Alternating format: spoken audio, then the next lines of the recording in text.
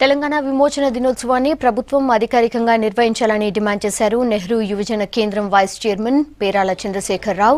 September 15ను విమోచన దినోత్సవంగా ఎందుకు నిర్వహించడం లేదో చెప్పాలని ఆయన డిమాండ్ చేశారు. నిజాం అరాచకాలను ఎదిరించి ప్రాణాలర్పించిన అమరులను స్మరించుకునేందుకే తాము విమోచన దినాన్ని అధికారికంగా నిర్వహించాలని కోరుతున్నామని తెలిపారు.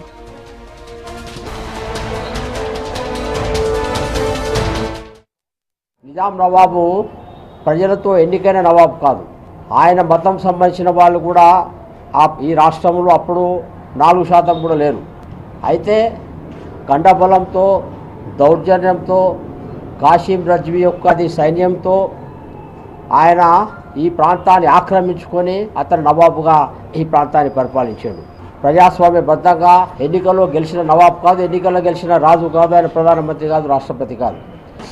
ఈరోజు నిజాం నవాబ్ సంబంధించినటువంటి అకృత్యాల గురించి, చరిత్ర గురించి మేము తప్పకుండా ప్రజలకు తెలియజేసే బాధ్యత ఒక జాతీయవాద పార్టీగా భారతీయ జనతా పార్టీకి ఉన్నది.